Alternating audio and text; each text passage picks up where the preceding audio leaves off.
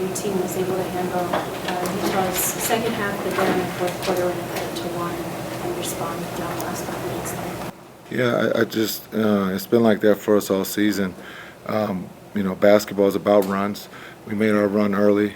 They made their run there in the third and fourth, and we kept our composure. A lot of character in that locker room, and I always say that is we just kept playing. We made timely shots, but we got timely stops, and that's what that group in that locker room really, they truly believe. They talk about defense, and we got stops when we had to, but that third quarter they came out and they hit us, and it would have been easy for us to just give up the lead and say, hey, we got to come back Saturday, but those guys fought and truly believe that they put themselves in a position to win.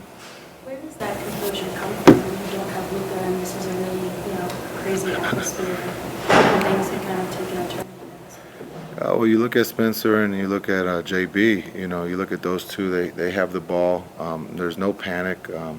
You look at Dorian, we always believe that we're going to make the right play, share the ball on the offensive end, and then that we're going to help each other on the defensive end. And that's what we did. Again, in a hostile environment against a very good team that's well coached, we put ourselves in a position to win the game, and we found a way there in that fourth just to stay together and make plays.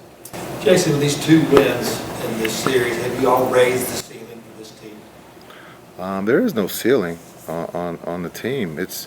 We're playing as a team, and so we win or lose. We just try to get better the next time we take the floor. To answer your question about the ceiling, there is no ceiling. We're too young to have a ceiling. When you look at Luka at 23, JB is at 20-something. You got a lot of 20-year-olds in that locker room, but they love to play the game together. They share the ball. They make the right basketball plays, and they really cheer for one another, and that's what makes this team special. Potential game-turning moment in the first half when Bronson went down. Replays clearly showed him getting hit. Yeah. I was like the officials. I missed it. I just saw him on the ground, but when they reviewed it, it was clearly, I don't have to speak on it. The league will take care of that when they see it. What did you think about the way, well, first of all, you were probably concerned about whether Bronson's going to be able to come back. No, he's tough. Okay. He's tough. Okay. He's tough. Yeah.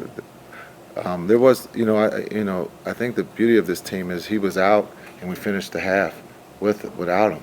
And that just shows, again, without Luka, without JB, we just continue to keep believing in team and we. And at halftime, I did have to ask, is he all right? And he was fine. He was ready to go. And I thought, again, he did an incredible job. He made some big plays for us offensively. And then defensively, he helped. But, again, this was a team win. And like I just told the guys, we haven't done anything. They wanted our place. And now we've won here, so now we got to put this game behind us and figure out what we can do better, and then try. This is a quick turnaround. Saturday afternoon is going to come quick, and we'll see. I know you guys are going to ask about Luka, so we'll answer that question tomorrow. Playoff rotations usually get smaller, not expand as a series goes on. Even Sterling Brown got in there to make a couple free throws. What led you to trust him in that moment? Yeah, I trust everyone. Everyone that puts on a uniform, it has to be ready. We've talked about that. You never know with injuries, COVID. You have to be prepared, and we've gone through that this season. And so, with the roster, with the rotation being shorter, I felt that coming down the stretch, this is no better time to get some guys in to see how they react. The game isn't over, and those guys were prepared and made big free throws and got stops there at the end.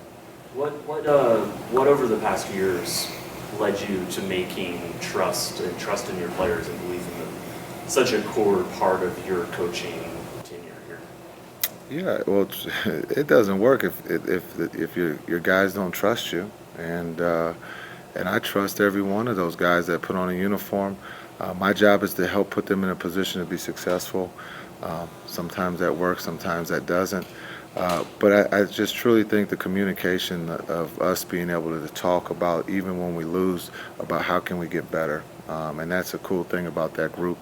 But you can ask them that question, because it's about them. It's not about the coaches. We're here to just try to help, and they do the work. Jason, could you talk about your team's three-point shooting? It seemed like every time the Jazz made a run, somebody on the Mavericks hit a three-pointer to stop that run. Yeah, that's the open shot. It's the right play. And right now we're shooting the ball extremely well from the three. We got some great looks. Josh in that first half was incredible, not just shooting the ball, but his playmaking. He had 6 assists. And so it's just an unselfish team, and we always believe the guys are going to make the right play, and we also believe and talk about on the daily that we're going to get an open shot, and that's what we got tonight. Tell us about the play of your bench, particularly in the first half when you outscored them 38-16. Yeah, our bench was big. When you look at Maxey, he's shooting the ball. But it's just not Maxey, but Josh. Again, this is what makes this team special, is that Josh had those looks in the first 2 games, and his teammates truly tell him that he has to shoot it. This is the right play. And today they went in. Okay, we got one on Zoom, Kevin Gray. Kevin Gray, 105 through the Fan. Coach, when you look at what Green, Cleveland, Bertans did, 14 of 20 from the field, 11 of 17 from 3 combined together, when you look at how your bench played, what does it say about the resilience of this team coming into an environment where most of these guys hadn't won a game in Utah, let alone played the kind of basketball they need to play tonight? What does that speak to as far as the resilience of your guys are concerned? Yeah, I think really, the communication level is high.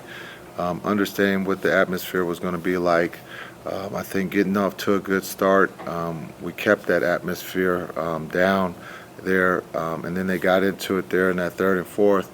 But I truly believe that just the trust, make or miss, guys are making the right play. There's no one's really forcing things, and that's a beautiful thing to watch. Spencer's going to look and see he was 6 for 21, but he had some great looks, and we believe in the next game that he'll make them. All right. Thank you, Coach. Thanks. Thank you.